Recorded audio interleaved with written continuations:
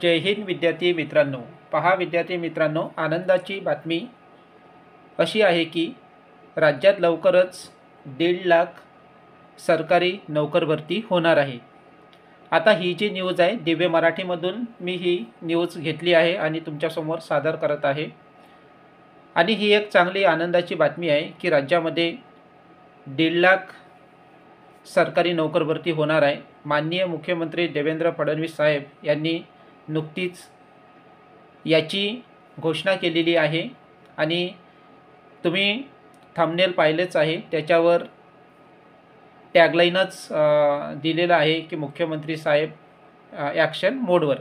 पहा यासाठी संपूर्ण न्यूज काय आहे, या न्यूजमध्ये आपल्याला काय सांगण्यात आलेलं आहे, यासाठी हा व्हिडिओ परिपूर्ण पहा जेणेकरून तुम्हाला ऑथेंटिक परिपूर्ण माहिती मिळेल।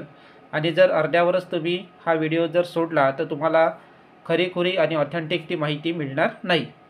तर पहा मग संपूर्ण न्यूज आपण पाहू आणि आपल्यासाठी ही एक चांगली बाब आहे आणि खरंच ही 1.5 लाख नोकर भरती झाली पाहिजे आणि जेणेकरून प्रत्येक विद्यार्थ्याचं सरकारी नोकरीमध्ये जाण्याचं जे स्वप्न असते ते साकार होईल। पहा आता न्यूज पहा काय आहे। आता सगळ्यात पहिले पहा, मुख्यमंत्री देवेंद्र फडणवीस ॲक्शन मोडवर आले आहेत।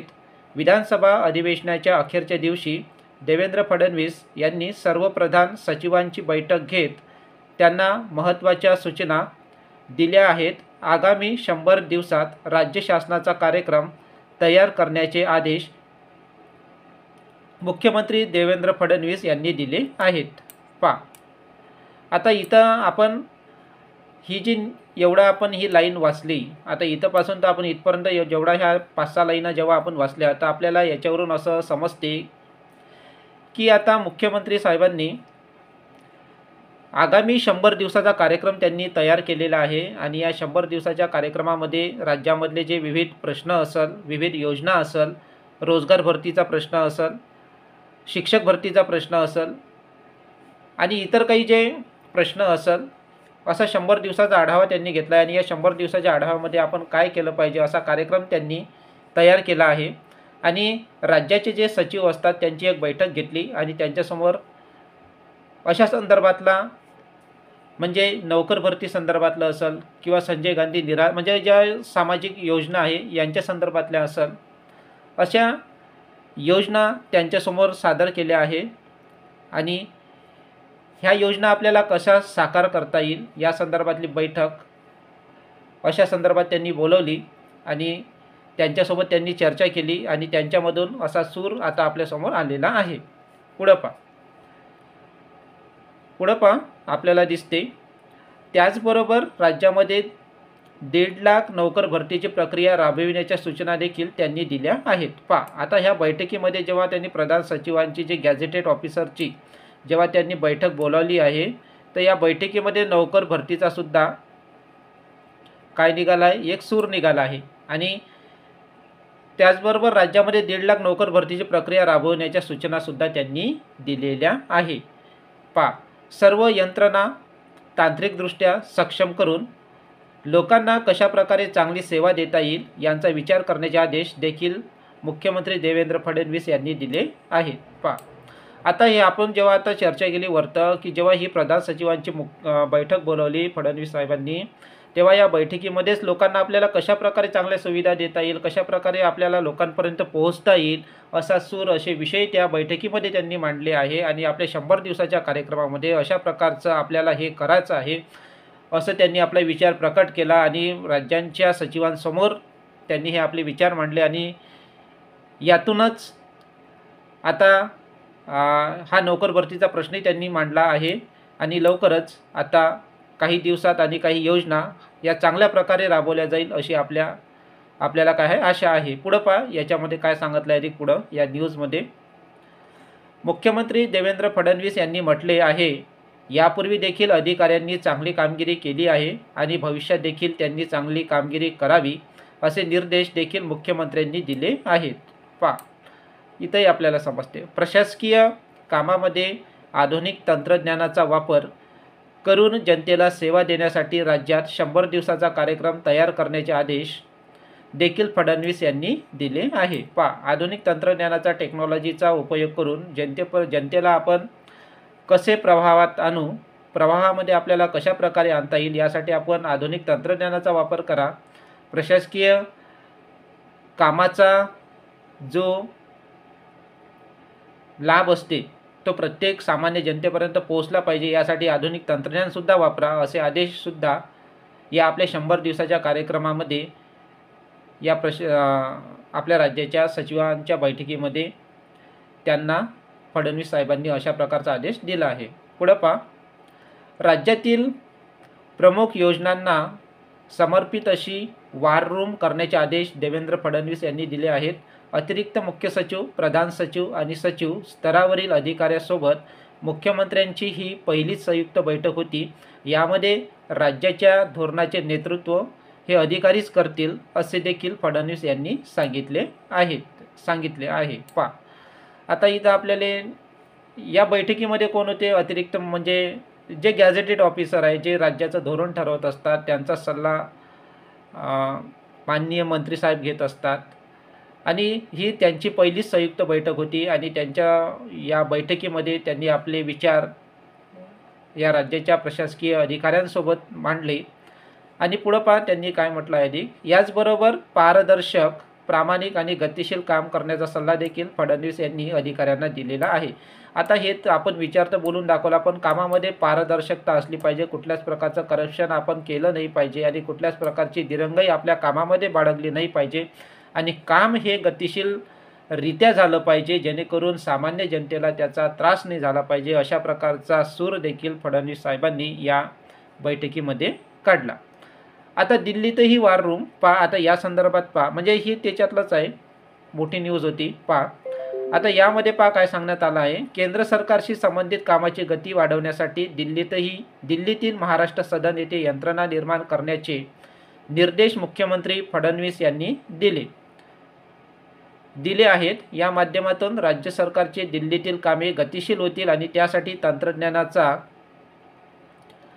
तंत्रज्ञानाचा अधिकाधिक वापर करण्याचे आदेश देखील त्यांनी दिले आहे। दिल्लीतही वॉर रूम म्हणजे महाराष्ट्र सदन येथे आधुनिक यंत्रणा स्थापन करावी, जेणेकरून महाराष्ट्रातील रहिवासी दिल्लीमध्ये गेले तर त्यांनाही महाराष्ट्र सदनमध्ये थांबता येईल, तिथेही कामाची गती केंद्र सरकारशी बोलून महाराष्ट्रातील जनतेचे कामं होईल, असे सुद्धा आपल्याला याच्यामध्ये समजते। माहितीचा अधिकार हा मुद्दा होता अधिक, त्याच्यामध्ये राज्यातील सर्वसामान्य लाभार्थ्यांना विविध योजनांचा लाभ घेण्यासाठी सरकारी कार्यालयात येणाऱ्या लोकांना सुलभतेवर भर देण्यात यावा, यासाठी सर्व राज्यातील सर्वसामान्य लाभार्थ्यांना विविध योजनांचा लाभ घेण्यासाठी सरकारी कार्यालयात येणाऱ्या लोकांना सुलभतेवर भर देण्यात यावा, यासाठी सर्व सरकारी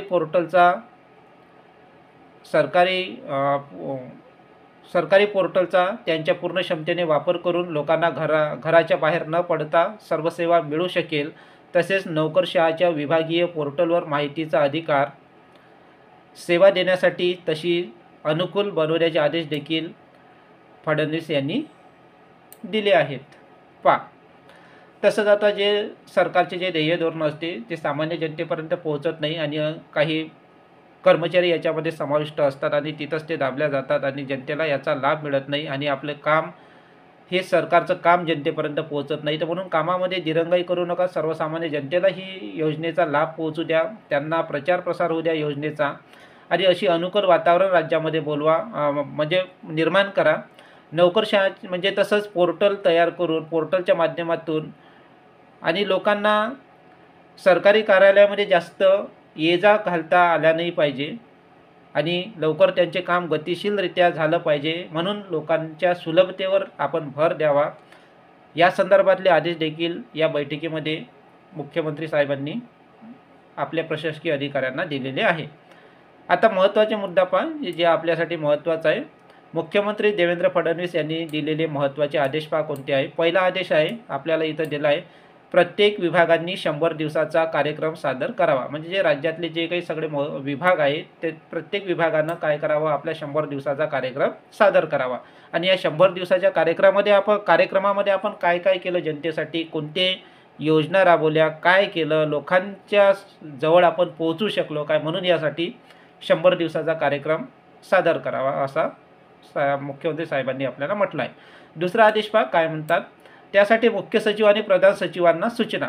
आता यासाठी मुख्य सचिव आणि प्रधान सचिवांना सूचना देण्यात आल्या आहेत. तिसरं पहा आपल्यासाठी सर्वात महत्त्वाचं पहा, IMP म्हणू याला आपण, 1.5 लाख नवीन कर्मचारी भरती करण्याचे आदेश. म्हणजे पहा इथं आपल्यासाठी महत्त्वाचा हा आहे, 1.5 लाख नवीन कर्मचारी भरती करण्याचे आदेश मुख्यमंत्री साहेबांनी आपल्याला म्हणजे प्रशासनाला दिले आहे. म्हणून लवकरच राज्यामध्ये 1.5 लाख कर्मचारी, सरकारी कर्मचारी भरती होण्याचे संकेत याच्यातून आपल्याला मिळते. म्हणून आपण आपल्या तयारीला जोमाने आता लागा. चौथा आदेश पहा, आपले सरकार पोर्टल नव्याने पूर्ण क्षमतेने सुरू करण्याचे निर्देश. हा चौथा. पाचवा पहा, दिल्लीत महाराष्ट्र सदनाच्या माध्यमातून स्वतंत्र कक्ष उभा करण्याचे आदेश. म्हणजे महाराष्ट्र सदनाच्या माध्यमातूनच स्वतंत्र कक्ष उभा करण्याचे आदेश, जेणेकरून तिथेसुद्धा आपल्याला म्हणजे महाराष्ट्र जनतेला तिथं राहता येईल आणि कामाची गतीसुद्धा आपल्याला तिथून वाढवता येईल. 6वा आदेश पहा, वॉर रूम आणखी कार्यक्षम करून त्यात कोणते प्रकल्प असावे यांची नव्याने रचना करण्याचे आदेश वॉर रूमच्या संदर्भात. 7वा पहा, तंत्रज्ञानाचा जास्तीत जास्त वापर करून अडचणी दूर करण्याच्या सूचना. तंत्रज्ञानाचा वापर करा, जनतेपर्यंत पोहोचा. घरच्या म्हणजे त्यांच्या सरकारी कार्यालयामध्ये जास्त ये-जा झाला नाही पाहिजे, म्हणून लोकांना त्यांच्या ठिकाणीच राहत्या घरीसुद्धा जर सुविधा दिल्या तर याच्यामध्ये काही हरकत नाही. म्हणून या अडचणी दूर कराव्या असा हा आदेश. 8वा पहा, सर्व सरकारी पोर्टल संकेतस्थळे RTI फ्रेंडली करण्याचे आदेश. पोर्टल हे सगळं आपण आता चर्चा केलीच आहे. आणि शेवटचा आदेश पहा, शेवटचा आदेश आपल्याला इथं दिसते, तातडीने सर्व कर्मचाऱ्यांचे प्रशिक्षण पूर्ण करून पदस्थापना देण्याचे आदेश. तातडीने सर्व कर्मचाऱ्यांचे प्रशिक्षण करा, जे नव्याने रुजू झालं असेल आणि ज्यांना काही अधिक कर्मचाऱ्यामध्ये इम्प्रूव्हमेंट करायचं असेल तर त्यांना प्रशिक्षण द्या आणि त्यांचे पदस्थापना करण्याचे आदेश मुख्यमंत्री साहेबांनी आपल्याला दिलेले आहे. म्हणून ही न्यूज महत्त्वाची आहे आणि ही महत्त्वपूर्ण न्यूज आपण आपल्या व्हिडिओच्या माध्यमातून घेतलेली आहे. आणि शक्यता नाकारता येत नाही की लवकरच राज्यात आता 1.5 लाख कर्मचारी सरकारी नोकर भरती होणार आहे. पहा विद्यार्थी मित्रांनो, हा जर व्हिडिओ आवडला असेल तर आपल्या चॅनलला सबस्क्राईब करा, लाईक करा आणि इतर आपल्या मित्रांपर्यंत, मैत्रिणींपर्यंत हा व्हिडिओ शेअर करा. जय हिंद, जय महाराष्ट्र विद्यार्थी मित्रांनो.